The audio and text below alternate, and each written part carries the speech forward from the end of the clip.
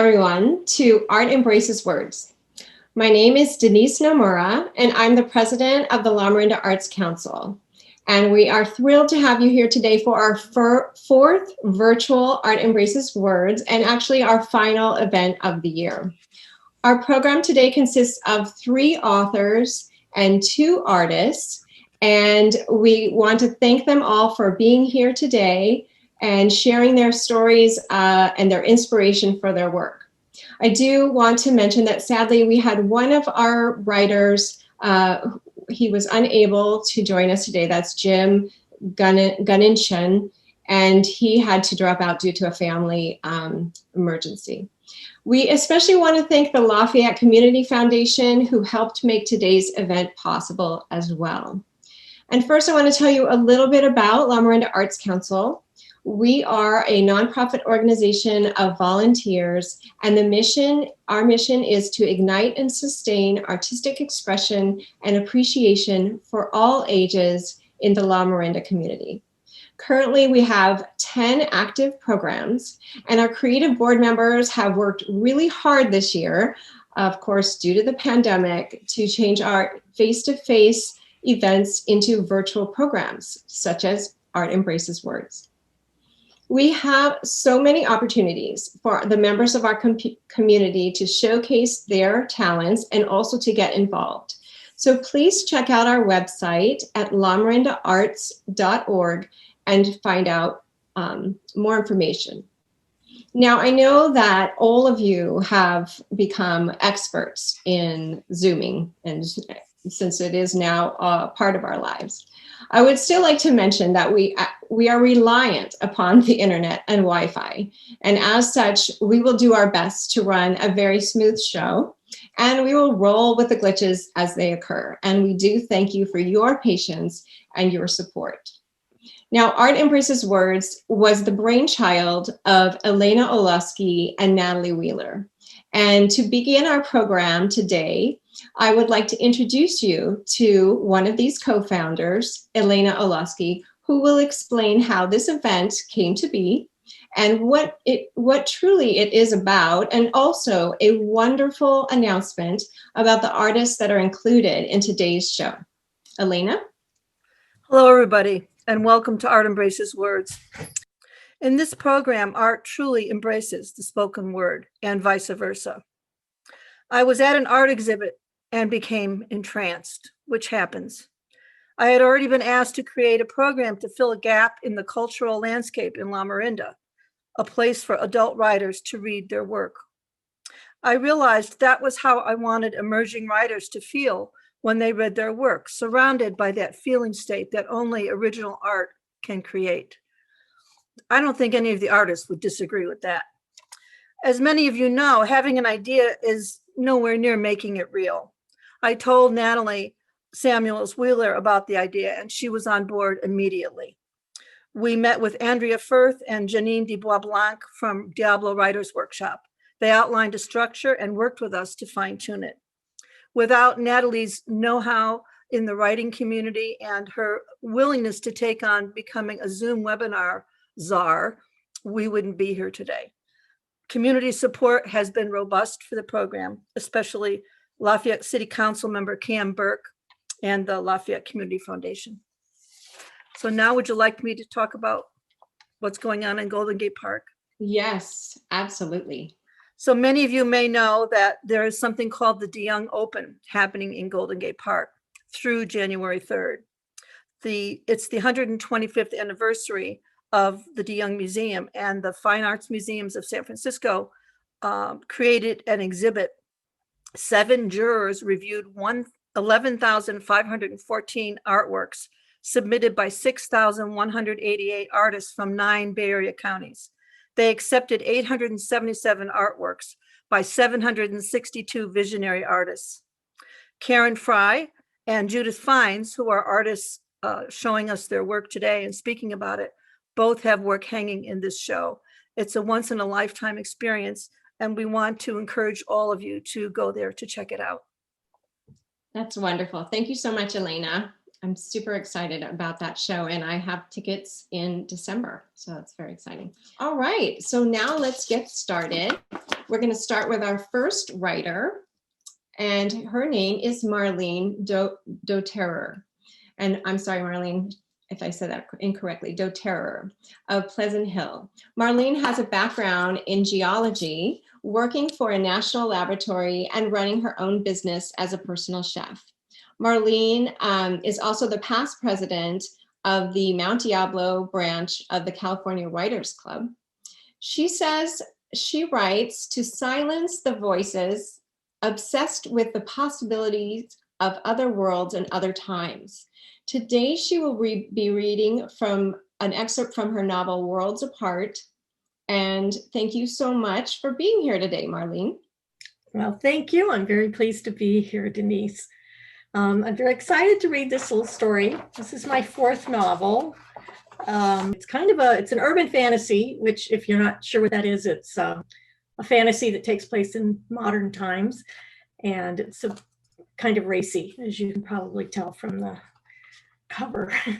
So I'm going to read chapter 12, and then we'll go back and maybe talk a little bit about what's going on in this novel afterwards. Okay. All right. Damien slipped into town around noon a few days later, going in the back way and avoiding the road. Since he'd already explored the town while in wolf form, he didn't have to waste time looking around now. Strolling past the houses that butted up against the mountain, he came out onto Main Street and turned left toward the wood building on the corner. His entry into the pub did not go unnoticed. All movement and conversation came to a halt as everyone stopped to stare at him. He paused just inside the door, noting there were 12 people in the room and that their interest in him was not due to hostility. They were astonished. Damien took quick stock of his form, afraid for a moment they could see the wolf inside him. But that was laughable, and he shook off his concern, instead glancing around with a raised eyebrow. He did not fail to notice that the pregnant woman was sitting at the bar. He'd hoped she would be here. He proffered a lazy smile to the crowd as he walked to the counter. They continued to watch him, and he let his confusion show as he spoke to the bartender. Is something wrong? The bartender glanced toward the woman. Is this fellow one of the Atlanta doctors? She shook her head, placing her sandwich on the plate in front of her. She picked up her napkin and wiped her hands as she approached Damien. He straightened as he watched her, astonished at the aura that surrounded her. Not her own aura, but from the child she carried. No wonder he had sensed something strange while in wolf form. She stopped 3 feet in front of him, meeting his gaze with a stern authority that did not detract from her beauty. He made no effort to hide his interest as he nodded a greeting. Where did you come from? She asked. How did you get into town? He shifted his backpack to call her attention to it. I came down off the mountain. He glanced around the room, but brought his gaze back to the woman. Is there some problem, ma'am? You mean you just walked in? You didn't come down the road? She turned to the bartender as mutters rose behind her. Shit. The bartender shrugged, and the woman turned back to Damien. What's your name? She asked. Damien Fontaine. I've been hiking around the state for a while, and I thought I'd stop in for a shower and some supplies. I hope that's all right. I'm afraid it's not, Mr. Fontaine, but there's not anything we can do about it. She gestured around her. The town is under quarantine. If you'd come up the road, you would have been stopped several miles back. Now that you're here, you'll have to stay for a while. I'm Dr. Cassidy. Can you tell me where you've been in the last couple of weeks? Have you been ill at all? Her eyes were a deep brown. Pretty too, despite the tiredness he could see in them. Damien bowed his head as he answered. I've just been in the wilderness, ma'am. Couldn't tell you exactly where, as I usually avoid maps. Haven't been around any people, though. And I haven't been sick either. He looked her up and down, then smiled as he glanced into her eyes again. A little lonely is all. She ignored his flirting and tilted ahead toward the bartender. Eddie can give you a room. I'll let the CDC know you're here. Please don't try to leave town. The good news is that the illness is slowing down. We've isolated the bug, but haven't figured out where it came from, so cancel any plans you have for the immediate future. And plan on playing lots of pool or checkers. She indicated the tables as she tossed her napkin on the counter and turned toward the door, already dismissing Damien. The bartender stopped her rush. Doc? She paused, eyebrows raised. He pointed at her plate. Finish your sandwich, Doc. The clinic will still be there in 5 minutes. You can't run on adrenaline 24/7. Damien watched with interest as Dr. Cassidy sighed dramatically, marched to the counter, and swept the sandwich off the plate. Making sure Eddie noticed, she stuffed a good portion of it into her mouth as she stomped back to the door and grabbed her coat from the rack, heading outside without bothering to put it on. Her act brought a few titters from the crowd, but Eddie seemed satisfied as he turned to Damien. $80 a night plus breakfast.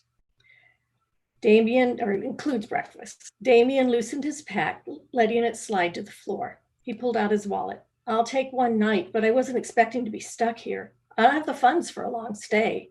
Eddie shrugged. Talk to the CDC folks. They'll set you up with FEMA or something. Damien handed him a $100 bill, waiting to see if the bartender would call it a fake. It was fake, but his source had assured him it would pass for the real thing. Indeed, Eddie just held it up to the light, then motioned Damien over to a computer at the end of the counter. Damien made up an address and phone number, hoping he wasn't too far off from normal flatland practices. Eddie gave no indication he thought anything was strange, but Damien was relieved when Eddie handed him a key and some change. He didn't head for his room right away. So what's got you all in this predicament? Do I need to watch for purple splotches or pox or anything? No, the bartender stayed serious.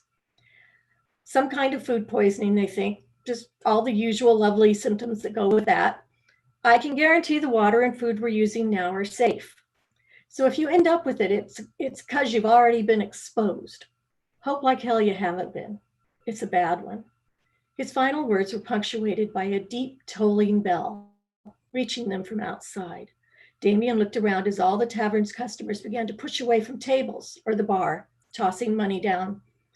At his quizzical look, Eddie explained, funeral. We've been averaging 3 a week. This is a small town, mister. That's a lot of deaths. Damien nodded, picking up his pack. He pointed to the stairs. I'll get out of your way. Third door on your left, Eddie said. Once inside his room, Damien let the pack drop to the floor as he lifted both arms above his head. With a deep breath, he drew in the sense of fear and despair that hovered over the town. His heart rate sped up as power peaked inside him, making him gasp. He couldn't hold back the laughter that welled up, but he made it a quiet laugh, not wanting to give anyone a reason to think he was strange. Those pixies had done their job well. He'd make sure they were rewarded when he got back to Carmatch. In the meantime, he was here with a town full of victims and a mystery so tantalizing he could taste it. Who was Dr. Cassidy? And how had it happened that she carried a child of Carmanesh?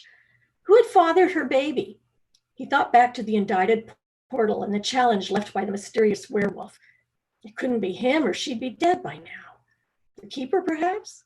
Or was someone else making regular trips from Carmanesh? Okay. Thank you. Wow, I'm so intrigued. And now I'm going to have to definitely go read the book. There are some similarity. I mean, just some slight similarities with what is going on right now, at least in that one excerpt. When did you write this? I wrote this in 2014, I believe. Wow. I have to double check for sure, but it was around then, yeah. So it's Okay, you didn't have pandemic or anything like that going on? No, but I've been in kind of, I thought it amused a little bit at all the similarities about how they had to handle things. Very appropriate for the times. Yeah. It seems that sci-fi has become so popular, more than ever these days, with shows like Outlander and The Handmaid's Tale and Hunger Games, all of which were books turned into movies. Mm-hmm. How did you become so interested in this genre?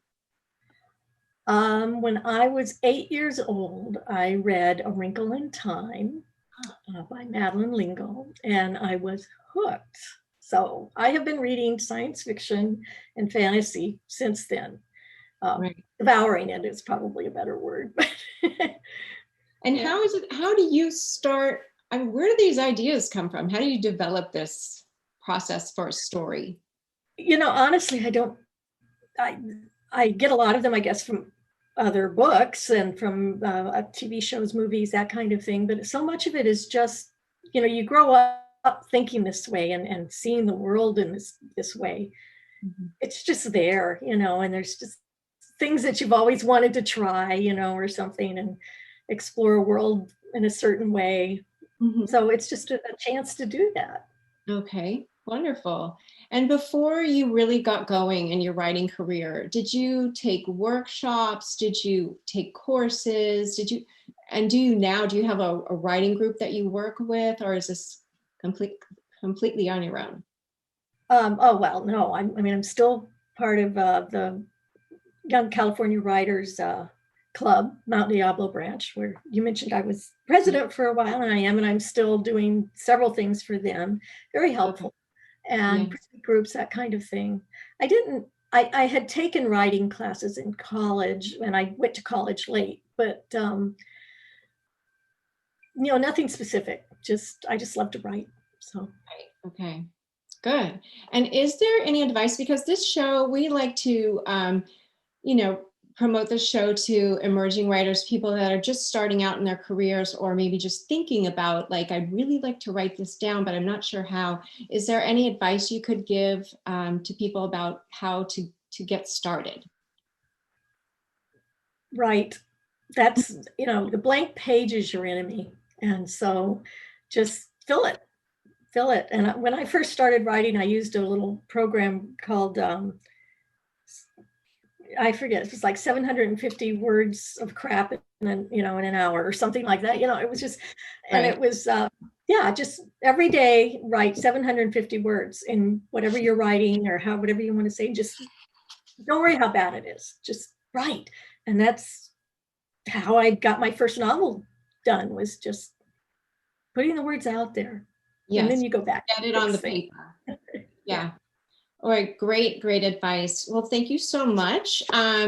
You have a lot of books available on Amazon.com, including this book that she read from, which is entitled Worlds Apart. So if you want to know what happens, check that book out. And you can, if you have any questions that come to you later on, please reach out to us and we can get them to Marlene. Thank you so much, Marlene, for being here today. Sure, thank you. Okay, and as Elana mentioned earlier, at the beginning of our show, we have two artists who are currently hanging in the DeYoung Open, which is truly a feat in itself to be selected. Our first artist is Judith Feins of Orinda. Judith is an oil painter who is continually fascinated by the natural world, especially when watching the play of light in the sky and over the earth. Judith, welcome. Thank you so much. I have been a huge admirer of yours, of your work over the years, and I'm so happy you could join us today. A huge congratulations to being selected as one of the artists for the DeYoung Open, and that is incredible. How did you feel when you found out that you were selected? I was in complete shock, to be honest. I wrote this in my little speech today, but I did not expect to be selected, and I thought that some of my friends would be, but I never expected it, and I was in complete shock. Yeah. Yes. I would imagine. Why don't you go ahead and tell us a little bit about yourself, and then we can take a look at some of the works that you brought here today, and including the one, of course, that you have now in the museum, at the DeYoung Museum. Okay, thank you. Mm-hmm. Well, first, I want to thank you, Denise and Elana and Natalie, for creating this program and all the work you've put into it. It's a really lovely program, and brings a lot to the people who see it and participate in. So I wanted to thank you for that. I'd like to talk a little bit first about being in the DeYoung Open exhibit. I've always loved visiting the DeYoung and being given the opportunity to show my painting there, and also the kindness and the enthusiasm of the staff all through the process. This made me feel very much more connected to the museum. As I said, I didn't expect to be accepted because there's so many excellent artists in the Bay Area. And it almost has been feeling surreal to me that my painting is hanging there. It's increased my confidence as an artist, and I feel very grateful to them. I'm hoping they'll have more exhibits like this so that more artists can have this experience, because I think it really helps you grow as an artist. And when I visited the exhibit and I saw the work of all the other artists, it was very exciting to see the level of creativity and talent in the Bay Area. And I was thinking about how this is just a fraction of how much art is going on. And it was very inspiring and uplifting to see that. So I've been a plein air artist working outdoors since I was a teenager. And I love the challenge of trying to capture the colors, the light, the weather, the season, and the mood of what's in front of me, and somehow transmit that to the person who's seeing the painting. When you stand in one place and completely focus on what's around you for 3 or 4 hours, you really take in the beauty of it at a very deep level. And the longer you look, the more you see. And you feel kind of a pressure because everything is changing, the light is changing, and the sun is moving, and different things are kind of lighting up with these beautiful colors. And the beauty feels so precious and fleeting that you just want to catch it before it's gone. And I love being completely immersed in nature, and I get completely connected to what I'm seeing. Everything else disappears to the point that, you know, if somebody comes up behind me and says something, I just like jump in the air. So in the last year, I've been painting more in my studio. So memory and imagination are becoming more part of the work than they were previously. So now I'd like to talk a little bit about my paintings. If we could see the first slide. Let's see. So Edge Illuminated is 30 by 40 inches. And I chose to enter it into the DeYoung exhibit because the theme of the exhibit was on the edge. And it seemed to me that this intersection of water and eroding cliff in Mendocino felt like the very edge of California. And I liked the way the light illuminated the cliff face, and it emphasized that warm sandstone texture. And I liked how the sun entered the shallow waves and turned the sandy bottom and kelp into a pattern of turquoise and indigo blue. And I liked also how the that thin sheet of water on the beach reflected the cobalt blue of the sky, and it looked very bright against the dark, wet sand. And I also liked how the clouds and grasses looked ephemeral against the permanence of the sea and the cliff.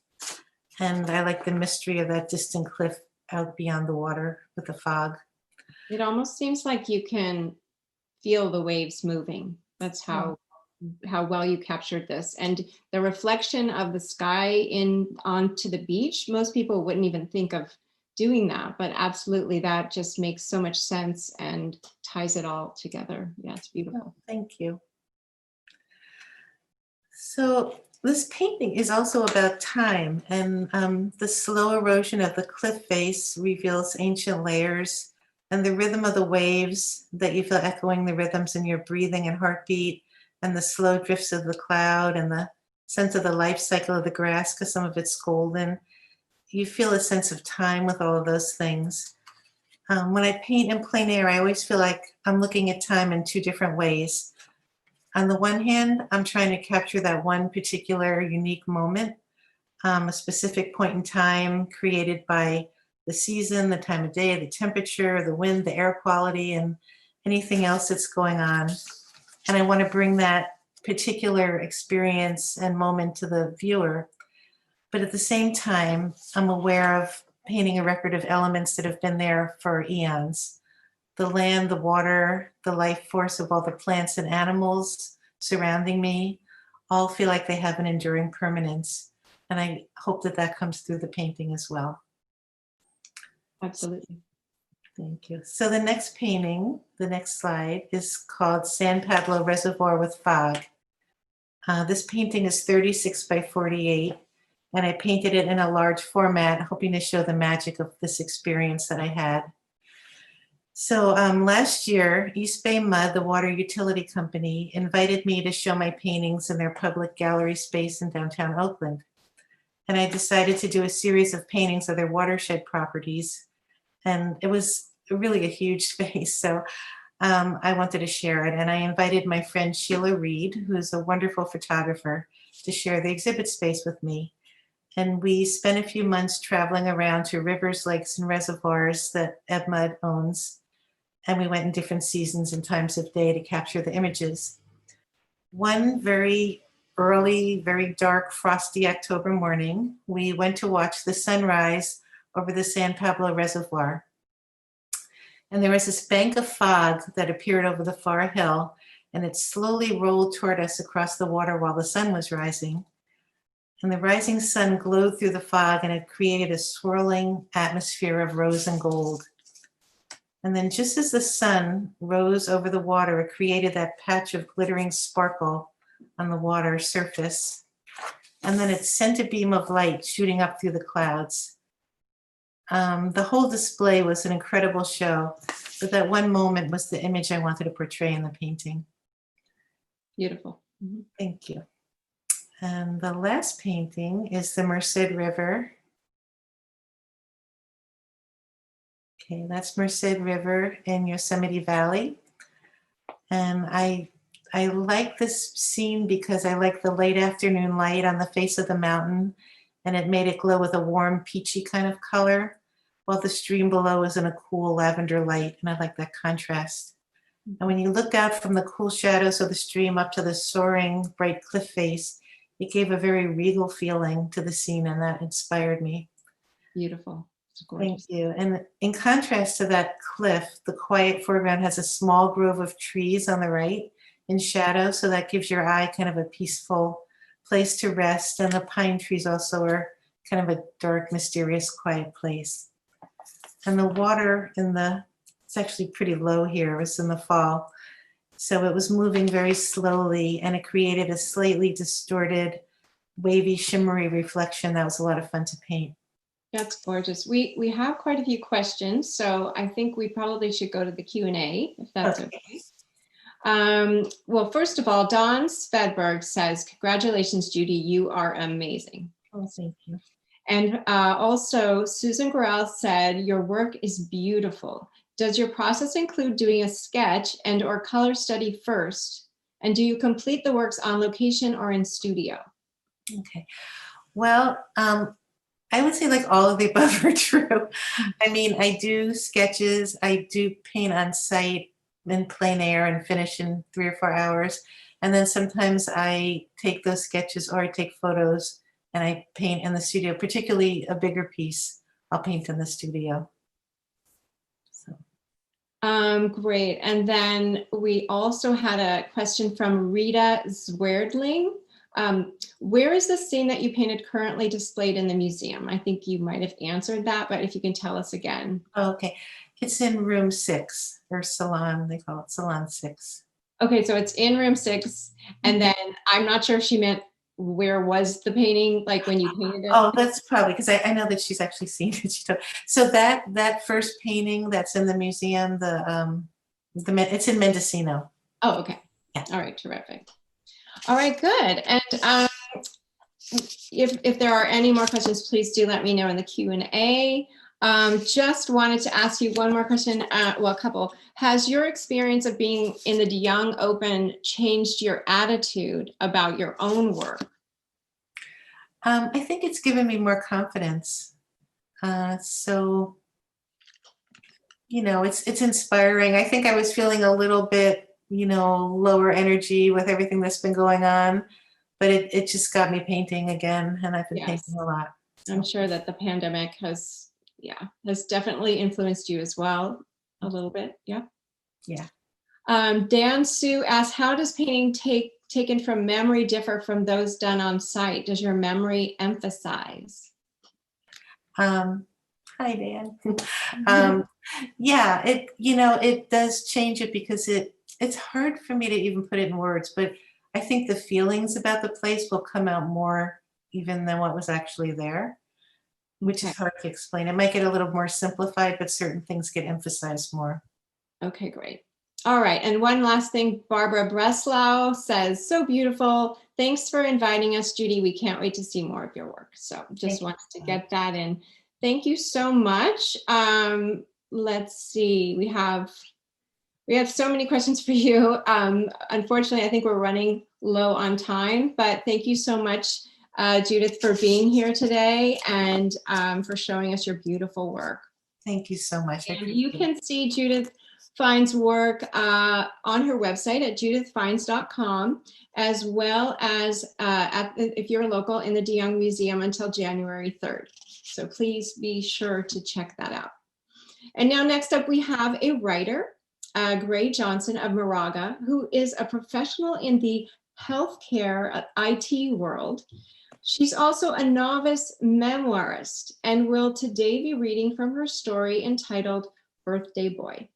Thank you, Gray, for being here.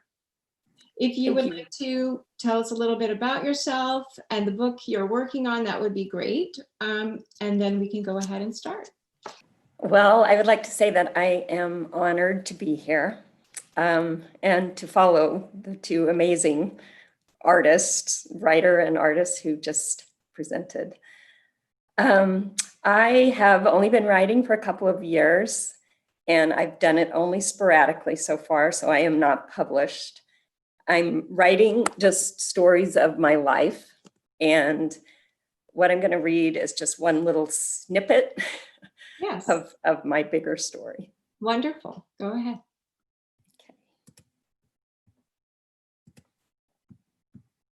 This is called, this little scene is called Birthday Boy.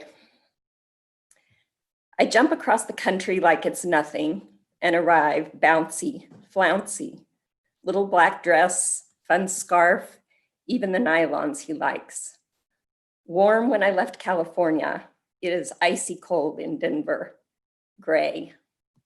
Jim is there when I exit the airport, right on time as always in his pickup spot. The trunk of his black BMW opens magically, and then he's there taking my bags. Happy birthday, I twitter. We hug. It's been 2.5 weeks since we've seen each other, the longest ever. I'm jittery with energy and enthusiasm to tell him about life. I found a cottage this morning that I might be able to rent, I gush as we settle into the car. It's a true gingerbread cottage. It has stone walls and arched doorways and different colored windowsills. I'm happy for you, Jim responds flatly as he navigates out of the airport. I'm glad you'll be out of that weird place you're in. He is focused. Snowflakes are dive bombing the car, painting it white, making driving difficult. His hands and his attention are tight. I've never felt anything but calm trust with him at the wheel, but suddenly, for the first time ever, it feels dangerous, a smidge out of control as he navigates the slippery highway toward Denver. He's already there, Jim says with an edge of exasperation. We're meeting our son, Will, who's coming down from Boulder for dinner, something I've been eagerly anticipating. My flight was late though, and Jim is simmering as usual, tense as he maneuvers along the treacherous roads. He gets out of the car quickly when we arrive, clasping our son's hand in a big birthday shake that Will pulls into a big hug. I grab my cell phone from the car center console and jump out for my own long, strong hug from Will. I'm thrilled to be here having dinner with my two guys. Chianti is a favorite Italian restaurant of Jim's. We're seated at a prime table. He jokes amiably with the manager and waiter. We get started quickly with wine, thin, savory carpaccio, bread, and talk. I study the menu, never quite sure what I want, never completely pleased with my choices. Will is cheery. He tells us of his college classes, his living situation, his friends. We talk about the people we share. I tell them about the place I've been living, a funny converted garage apartment that feels like a treehouse. Jim and I know about our trial separation. Will only knows that I'm in California for work again, having finally rented a place to stay when I go. I don't tell them that I've had no food in that one-room home for these weeks, that I've spoken to no one outside of work, slept little, eaten less, been teetering. Our food arrives. My phone silently vibrates in my purse. We begin eating enthusiastically. The phone vibrates again, then again. I reach down and pull it out, glancing as I place it inconspicuously in my lap. Mom, can I try a bite of yours? Will asks. I'm sorry, what? He chuckles. Should we clean your ears? Can I try a bite? His fork is hovering over my plate. I smile, of course. He twirls a bite of the thin pasta and basil-y tomatoes. Yum. Mine is so good too, he says. You should try it. I stab a forkful of his creamy shells. The dish is delicious, better than mine. Will has ordered 2 entrees, as always. He will take the leftovers home. I look down at the phone again. My brain is trying to make sense of the words on the screen. 3 missed calls from someone named Alvin Gates, then texts. This means text. The birthday boy has gone missing. Where are you? What? My eyebrows scrunch. Who is Alvin Gates? Birthday boy. I look up at Jim and Will. I move the food around on my plate. I take a mouthful of wine. Wait, this isn't my phone. It's Jim's phone. I accidentally picked up Jim's phone in the car. It vibrates again. My heart accelerates. OMG, you are the sweetest.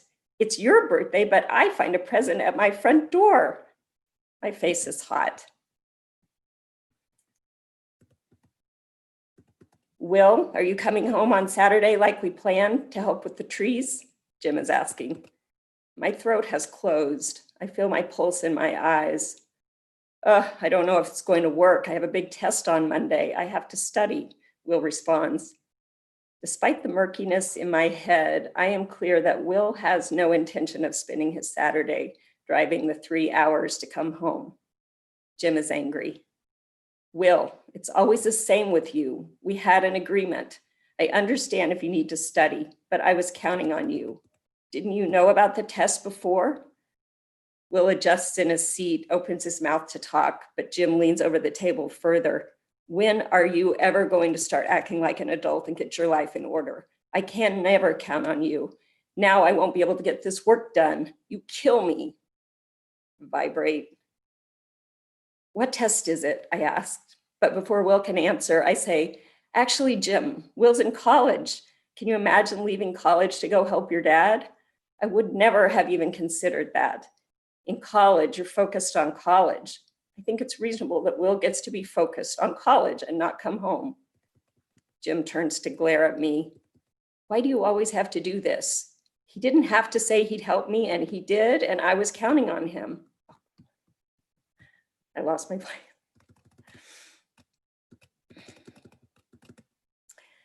Dad, I'll come if you really need me. I didn't know it was urgent. I thought we could do it next time. Vibrate. I'm paralyzed. The words back and forth across the table are familiar, but the world is unfamiliar. Jim is stewing. Will is now talking, gently trying to lighten the situation. Will chides his dad about the trees, which need constant attention. Jim softens. Will not come. He looks at me. Mom, what's wrong? You're acting so weird. He grabs my hand across the table, squeezing, pushing down the tightness of the situation. I mumble something. I look again. Oh, wow, a new pink nightie. I love it. Thank you, birthday boy. No, this is no Alvin. This is a female. Hands shaking, throat closed. I go to the bathroom. I stare at the notifications on the face of Jim's phone. My face throbs. If you were here, we could really celebrate. Somehow I return to the table and get through dinner. We leave the restaurant, hug our goodbyes in the iciness. My eyes tear as I kiss Will's cheek and tell him to study hard for that test. Both of us knowing there is no test, both of us sensing the deception. I slide into the car and replace Jim's phone. Jim gets in after me and picks it up. Oh, wow, lots of texts from Doug and Ted, he lies as he puts the phone into the door pocket next to him. The snowy drive to our home is quiet as the cold seeps in. I say nothing, I see little, through clouded eyes, remember nothing. My usual pattern is to fall asleep, but tonight I do not sleep. Wow, that was very powerful. I would imagine writing a memoir, it would be very difficult because you do have to relive some of these really tough experiences. How does that process work for you? Do you feel like it helps you deal with them better, or do you feel like it is still a challenge when you write them out? I think it's an incredibly cathartic process. I think it's very, very helpful. And actually, I tell anyone who has, whatever experiences in their past, it helps to write them. Mm-hmm. So yeah, it's been a wonderful process for me of just sort of exposing a lot of big truths and patterns and ideas and helping. Right. At this point, I just want to remind the audience to please type your questions in the Q&A or the chat box. I'll try to get to each one of them. What prompted you to begin writing a memoir in the first place? I actually was encouraged by my daughter to take a writing workshop 2 years ago. So without that, I probably wouldn't have started writing. I had been talking about writing. I write all the time in my work and in my life, but on a sort of social level. So I ended up taking a memoir writing class, not really even knowing that I wanted to be writing a memoir. Mm-hmm. And it turned out to be just this amazing, amazing thing. So I am, as I'm sure is obvious, I am not published. I'm very much at the beginning of the process. This is my first time reading like this, but it's been wonderful so far. Well, that's good. And are you part of a writing group then? Besides the workshops and classes, did you say you're part of a group? No, I've taken a couple of workshops, and I've worked with the Diablo Writers group with Janine, which has also been incredibly helpful. Okay. But otherwise, I've just been doing it on my own. Excellent. Okay. I have a note here from Nicole Collins. Gray, you write beautifully. Thank you. And then I have a few questions here from Yolanda Justin. I hope I said that correctly. Gray, there's so much tension in this piece. I can feel the stress the woman is feeling. Mm-hmm. And let's see. And Sue Feins says, that was a wonderful portrayal of a crumbling marriage and a woman just barely holding on. Is it part of a larger work, or are you writing a series of short pieces? It's part of a larger work made up of little sort of vignettes like that, and spanning kind of my whole life, so childhood through to now. So yeah. So eventually you will see this in a book form of a full memoir of your life. I would love that, but that's what my dream is. That's the goal at the end. Yes. Marjorie Vignos says, well done, Gray. And Jean Barker says, amazing, Gray. Thank you for sharing. So, and then one more question. What have you discovered about your life in writing your memoir that surprised you? I have discovered some parallels between that marriage and I think my parents' marriage that I absolutely did not see before. And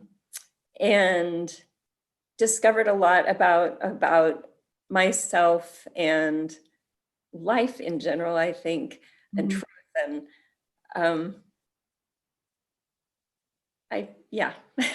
Right. In the case of this little vignette, I think it's interesting to have, sort of the crumbling of a marriage take place by accidentally seeing text messages. Oh yeah, definitely. Well, if there's anyone out there who would like to send us a question to Gray, you can do that through our website, lamarindaarts.org. Gray, thank you so much for being here. If there are any publishers out there, please do feel free to contact us and we'll put you in touch with Gray. Gray, keep writing. It's a really wonderful piece, and keep on writing. Thank you, Denise. Thank you. All right, our next artist today, and our final artist, is Karen Frey of Oakland. And Karen works in watercolors and encaustic, capturing intimate still life moments, sweeping landscapes, and bustling urban scenes. And in case you're unfamiliar, because I was initially, encaustic is the use of beeswax mixed with color pigments in painting. Karen Frey's work, entitled One Lone Bird, Dusk in the City, was also selected for the De Young Open. Karen, I'm thrilled to meet you and see you here today. And you'll have to unmute yourself because we can't hear you. There we go. Thanks, Denise. And I wanted to tell you that I recently saw your work hanging in the Christian Earhorn Fine Art Gallery in Orinda, and I was mesmerized. It was my first time seeing encaustic work. I mean, maybe I saw it before and I didn't even realize it, but it was the first time really acknowledging it, and it was just amazing. Can you please tell us more about your work, and maybe tell us a little bit about how you started working in this medium? Okay. Well, basically, I consider myself a realist in that I paint things that I see. However, my responsibility as an artist is to paint, to see things in my own individual way and relate what it is that I'm seeing. So that's a primary about me as an artist. As an encaustic painter, 10 years or so ago, one of my students started to paint an encaustic, and she was very enthusiastic. So I saw her paintings, and it was like I was hypnotized. I walked towards the painting. I wanted to feel it and rub it. And they're so compelling in that way. It's a mysterious surface. You don't know what's going on. It's how did that happen? Exactly. So I was how I felt during right. when I saw it. I was like, whoa, what is this? Yeah, it's pretty interesting. So I decided to, I became sort of obsessed, dreaming about painting an encaustic, even though I knew nothing about it. So I decided to take a one-day workshop. And I thought that would sort of satisfy my itch, and I could move on with my happy as a watercolor painter life. But I took the workshop and I became even more obsessed. And it was something like falling in love for the first time. I could hardly eat. I could hardly sleep. I couldn't wait to get down to the studio and work and figure things out. And again, as a painter, I solve mysteries, I solve puzzles, I figure things out. And this is by far the most difficult and exciting medium I've ever worked in. It's, I'll try to be, I can go on and on. I'll try to be quick about it. It's, everything has to be hot and molten. So I paint on, I heat my colors on pancake griddle inside of muffin tins. Wow. I have a large palette my husband made me with a hot plate and a sheet of aluminum. And I keep a big fondue, electric fondue maker or heater on the side that has my wax in it. And you load your brush, you mix your colors, you load your brush, and you hit your panel, which is a birch panel, a couple of marks, and then it starts to cool. So back your brush goes onto the palette to heat it up, to make it melted again to hit it. So I've also learned through encaustic a much greater sense of patience, because you simply can't rush these things. Yeah. And I do a layer covering the whole panel, and then I will fuse it with a torch. So it's every bad girl's dream is to, play with fire and heat and wax. And it is just the most awesome medium ever. It So sounds so exciting and so fun. Well, let's show the audience what it all looks like after that fabulous introduction. Okay, this is a small painting. It's an encaustic I did this year.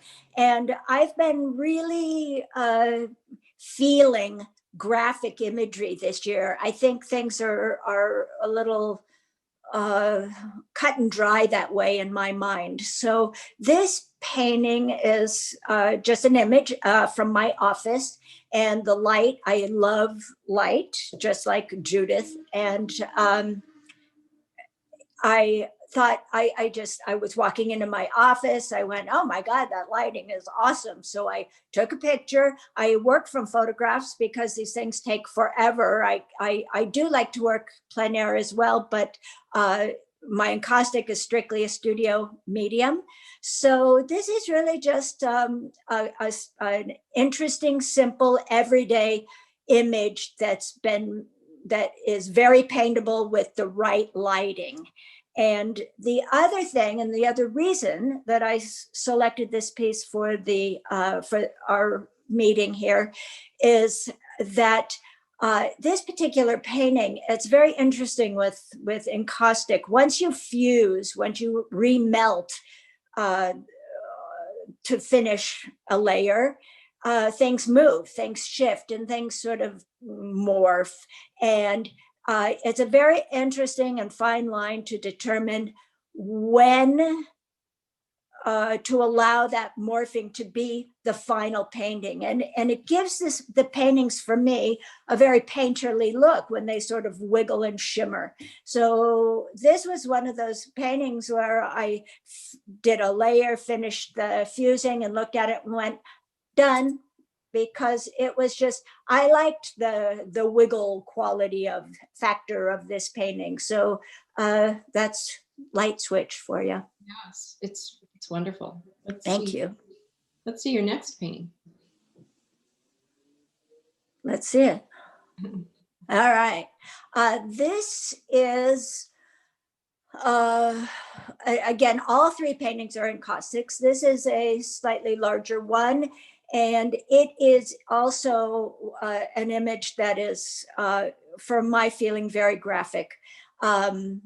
I painted this when the COVID was already going. I was feeling somewhat isolated. However, I'm never particularly overly isolated, because that's what artists do. They kind of hide in their studio caves and are isolated. However, there was such a sense of the world changing and isolation. And this is the piece that's in the De Young.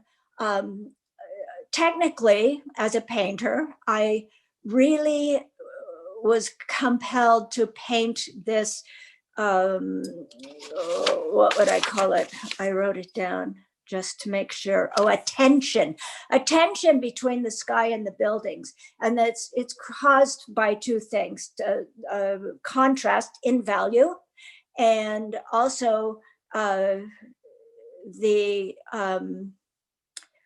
there's a quality of the opacity of the sky and the transparency of the buildings, which I did intentionally to help to also feed into that sense of tension.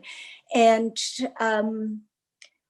this is a piece, if you look in the corner of the two buildings down at the lower part of the painting, where there's that little bridge between the two buildings, there's this, on the left side, there's this teeny tiny little interruption. It's a little crescent moon. That's my lone bird.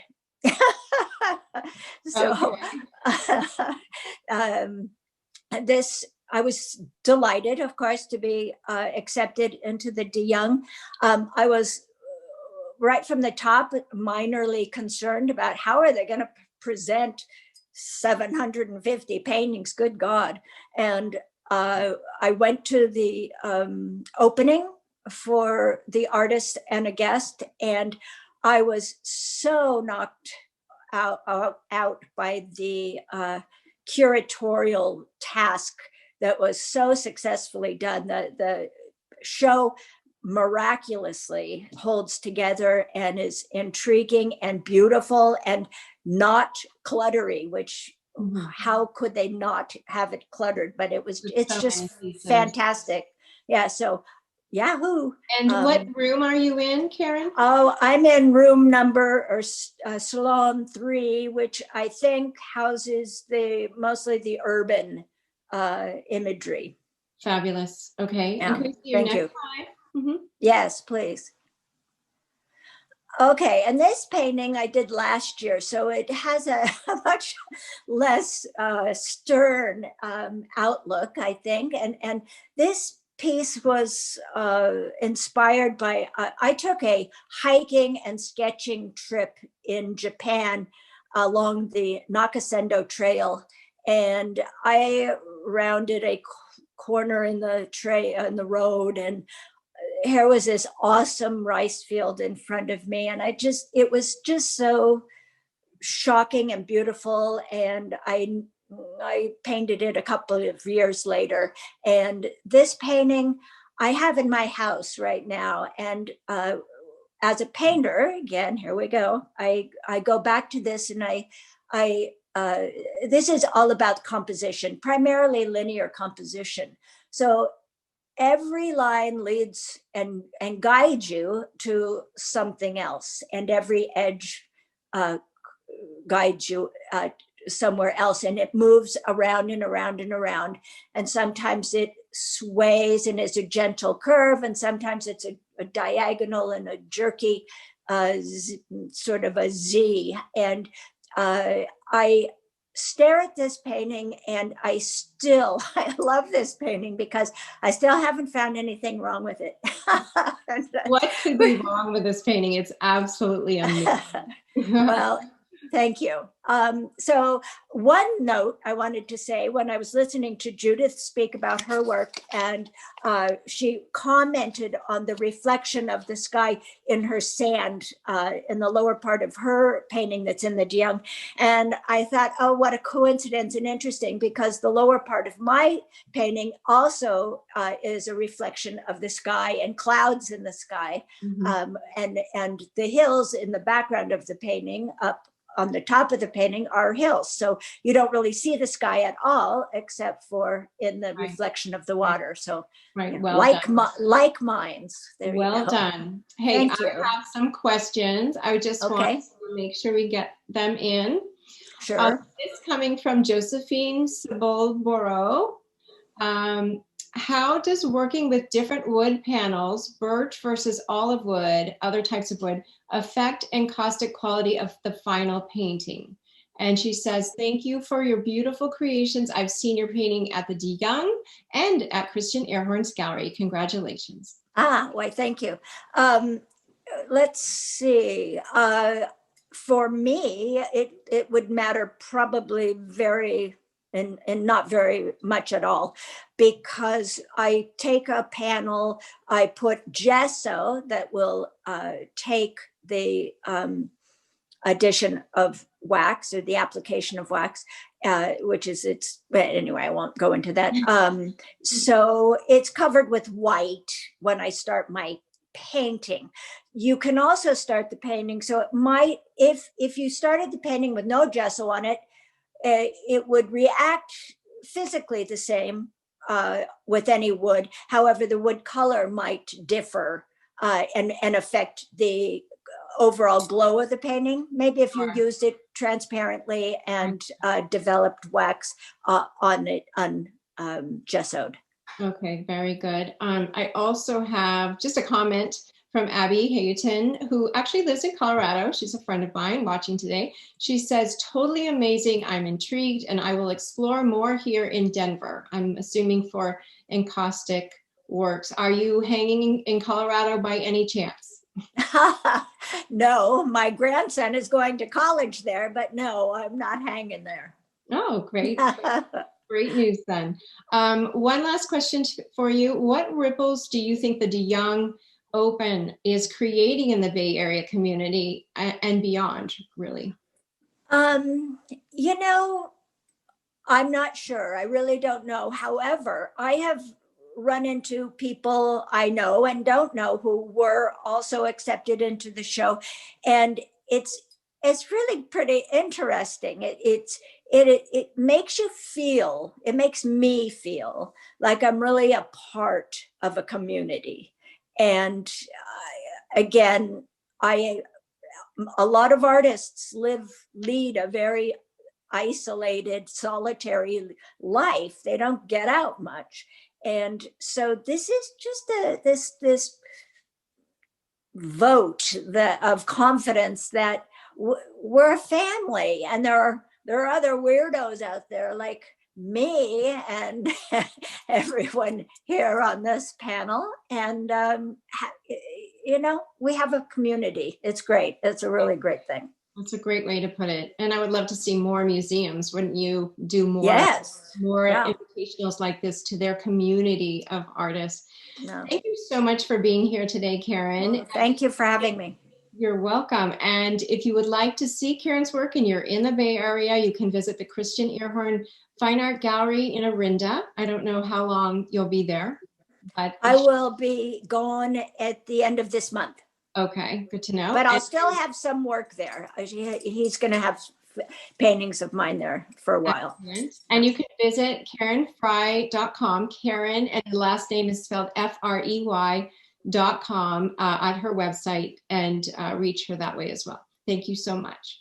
Thank you. All right, and I should also mention to everyone that some of the artist work today that is seen here today is available for sale. I'm not sure specifically which ones, but if you want to go ahead and reach us at lamarindaarts.org, we can let you know which ones and at what price those are for sale. All right, excellent. And our final writer today is Joan Goodreau. She's a Chico resident who says her experience as a special education program specialist and teacher supplements her personal view of the puzzle that is autism spectrum disorder. Joan will read first words from her recent memoir, Strangers Together: How My Son's Autism Changed My Life. Joan, thank you so much for being here today. Well, thank you for having me. This is a close-up of my book. It's available on Amazon. And as she told you, it's Strangers Together. And I'm going to be reading from the very first chapter, which is called First Words. Now Mommy is electrocuting herself, I say as I poke the fork into the toaster to extract the black, hard rectangle. The fire alarm shrieks. Shit, now Mommy is scraping the toast because this is the last piece of bread in the house. My 3 kids duck as I sprinkle charred crumbs on their heads. Why do you always talk to yourself, Mom? Mary, my 7-year-old asks. Shh, shh, it, repeats my 3-year-old Ian from his high chair. I stare at him. Maybe it's working. The hospital speech pathologist told me to describe my actions out loud, like a voiceover in some educational film we used to watch in school. Look at Mommy fix coffee. Look at Mommy pour the cereal. All this self-talk pays off. Bathe him with words, and eventually Ian will speak, even if it's a cuss word. Ian's word made me rush to the delayed speech training at the Children's Hospital. Moms and dads sit in rows and face the word wall. Every week, parents write the gurgles, murmurs, and grunts of their speech-delayed children on flashcards to put on the wall. Everyone except me. The speech pathologist bounces in and asks, who wants to post their kids' words? I leap to the wall. This is my first trip and Ian's first sounds, so I want to get a prominent spot.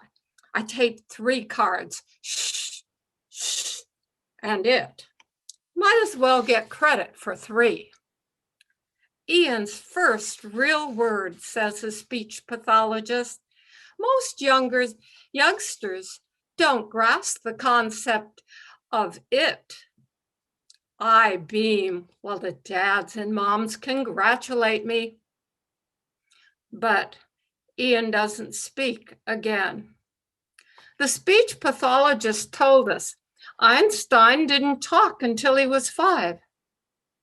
I wonder, did Einstein reach from his high chair to the pantry and scream while his mother pleaded, "What do you want to eat?" Ian's sisters yell a duet. "What do you want, Ian?" In a game the whole family can play. I hold up peanut butter, cereal, canned pineapple, one at a time like a game show hostess, trying to make each item look like a prize. Ian shakes his wet, red face and reaches his arms even further toward the phantom food we cannot see. This guessing game is simple and can be played anywhere. I guess he wants soup when he reaches towards the can and screams while I heat it. The game is over when Ian shoves his dish of untouched alphabet soup onto the floor. I clean the mess with a dirty mop that looks like Ian's hair, stringy with sweat. I stare at the letters tumbled on the linoleum. All these letters make no words or sense. There is no winner in this game. I go to the last parent meeting with no new words and face the word wall covered with other children's words. Here are real words of at least 3 letters: eat, more, ball, juice, mommy. Does Ian even know who I am? Am I his mom or just a hostess offering prizes he doesn't want? The speech pathologist passes out certificates, and the other parents lead together as if they're going to celebrate at a grad party somewhere. I sit alone, still waiting. She comes over, holds my hand, and says, "I think it's time for further tests." I try to figure out the meaning of her words, but I cannot understand them any more than I can unscramble the spilled alphabet soup or Ian's wordless code. 5 weeks later, I bring Ian in a stroller to the imaging department of the Children's Hospital. The nurse explains that the MRI won't take long and will show any abnormalities in his brain. He has to lie still on this padded table when he goes into the scanner, so we'll give him a sedative to calm him, she says, and gives Ian a shot while I hold him on my lap. He wriggles off and circles the MRI tube like a NASCAR racing around the track. In a half hour, the doctor orders another shot. Ian sees the nurse coming with the hypo and heads for the door. She calls another nurse to hold his arms while she pokes the needle in.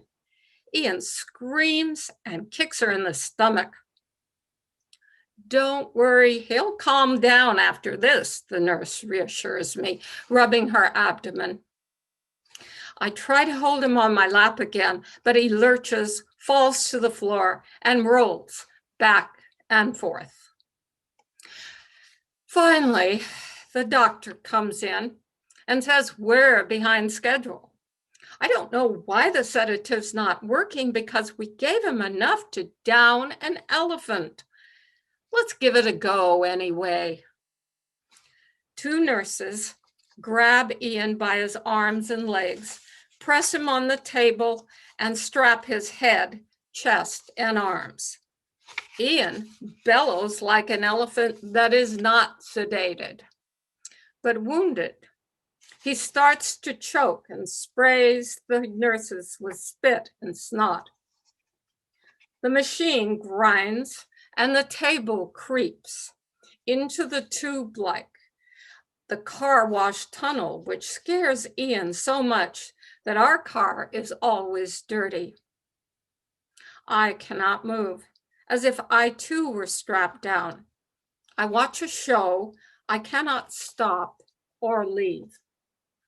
Ian curls his body against the straps and looks at me before his head disappears. The tube devours his shoulders and arms. Only his feet and pants, drenched with pee, remain in sight. Suddenly, the screaming starts, and I listen to the fan buzzing inside the machine. Has he stopped breathing? The doctors and nurses stand still. Let me out of here. His voice comes clear and loud out of the dark tunnel. Let me out. I leap from my chair, stare at the tube, and listen to the stranger's voice. Those are his words, his first words. Let me out. Taps and clicks from the magnetic cameras signal that the test is over. Ian slides out. His eyes stare at the ceiling.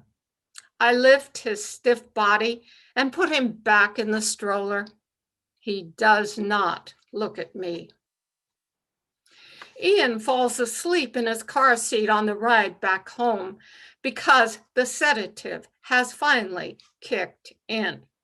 I grab the steering wheel to stop my hands from shaking. Just get home to safety, I tell myself. Just get home.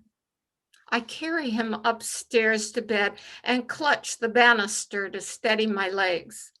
I rock him, still asleep, and look down at his smooth head and mop hair. Magnetic waves and radio pulses of energy took pictures of the size and shape of his brain, but I don't care what he looks like inside. No more torture. We're just going to get along with the way he is. The girls come back from school while I watch Ian sleep in his crib. So I go downstairs to the kitchen and put out cornflakes and milk in 2 bowls. Eat, get in your pajamas, go to bed, I tell them. We just got home, Mom. We have homework, says Jennifer. Eat, get in your pajamas, go to bed. But it's light outside. The kids are playing, Mary whines. Then Jennifer tells her, it's okay. Mom's off again today. We'll wait until she goes upstairs and then find the Halloween candy she hid. Their words follow me to my bedroom. I close the drapes, lie in the dark, and wrap the quilt around me. A tube so tight, I hardly breathe. Let me out of here, I whisper. Thank you. Thank you so much. Wow, Joan. I mean, it's truly hard to imagine what it would be like, to have an autistic child, but this excerpt really gives us a window into what it's like in your world, and well done, really well done. the combination, your professional work as a special education specialist, mother of an autistic child, and an author has resulted in a very powerful platform to help other families. And I'm just wondering, how long have you been doing this? Well, when I retired as program specialist, I wanted to write a memoir because, as Karen said, you don't really know what happened until you write about it. And then you realize, oh, that's what happened. I thought this happened, but that actually happens.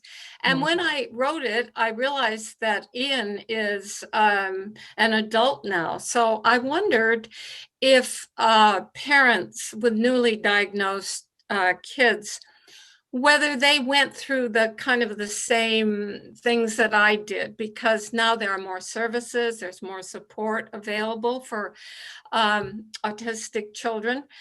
But I found after it was published and I presented it to some workshops and conferences and that sort of thing, that actually the feelings that you go through as your child is diagnosed, it never really changes. It is a traumatic thing. But of course, in my memoir, I made sure to tell the progress of that first year after he was diagnosed. And there is progress, but I think every parent goes through this kind of hurricane of diagnosis. Sure. And as you were writing it, how did that make you feel? Like, was it a positive process for you? Was it, tough to do? How did it make you feel? It was very positive. Like I said, you don't really know what happened until you write about it and you can look back on it. And so it was very positive, and things that had maybe bothered me before, I kind of came to terms with them. Mm-hmm. It was interesting too, because my children didn't necessarily have the same memories as I did. So it was kind of interesting that way. And I've written poems about a family living on the spectrum. And I've written poems from their point of view. And I checked with them to make sure, because the only clues I had is when I eavesdropped or I heard about their dreams or something like that. Okay. Now, Elana has mentioned that you did a residency with Hedgebrook Writing, and I wanted just to tell our people out there who are thinking of writing or are in the process a little bit about Hedgebrook. Can you tell us? Oh, it's wonderful. It's just every writer's dream. It's on Whidbey Island, which is right off of Seattle. And I had been selected to go this October. This was my second time, so I was really excited. But of course, things are canceled, and hopefully it will happen in the future again. But if you are selected, you send in a sample of your work, and if you're selected, then you stay for a week, 2 weeks in a cabin of your own. It's like a room of your own. It's a cabin, and it's a beautiful setting. They have cooks to cook for you. There's a garden outside with vegetables, and they have a meeting room. You get together in the evening and share what you've done. Sounds like an absolute dream for writers. It is. And they have promoted for over 25 years now, women authors. So it's wonderful. Well, please, everyone check out Hedgebrook Writing Residency. I don't have any information on it, but I'm sure you could find it online. Yeah. Oh, just Hedgebrook. That's it. And you'll be able to find all about it. Great. And we had a few comments. Sue Feins said, your work is very powerful and conveys great strength on your part. I don't know how you find the time to write while caring for an autistic child. Well, it's, as I said, Ian's an adult now. He lives in a supported living home. So he's kind of got his own life now and his own roommates and a staff to make sure everything runs correctly. it is difficult. I like to say it's like when you're raising your family, you're in the middle of the river and you're just paddling as hard as you can just to keep afloat. But then after they grow up and you get some more time, you can get to the other shore and look back to where you came from and reflect. But I tell people, if you're in the middle of raising your family, you're in the middle of that river and you have to kind of wait until you get on the other side and you can look back. Right. Well, that's really, really good advice, and really, I think will be helpful to our readers who do have autistic children or challenging family members like that.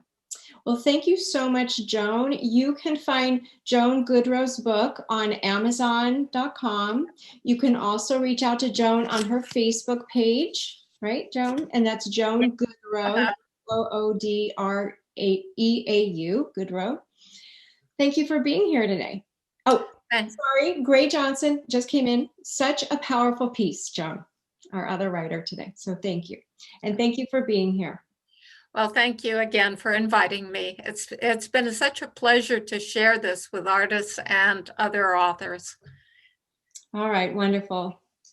And that, our audience members, concludes our program for today. If you would like more information about any of our writers or our artists who are here today, please reach out to us at lamarindaarts.org. If you have any comments or feedback, we would love to hear what you have to say, so please let us know. Also, we would love it if you would consider to make a donation to our programs. We do have some really awesome programs available virtually, not in person, on our website, so please do check it out. And if you're interested in being a volunteer, we would love to have you as well. Here's the information. You can see it on the screen. Thank you again to everyone. Thank you to our audience members for being here. And thank you. This is our last Art Embraces Words of the year, and we look forward to presenting to you again next year. Have a great evening.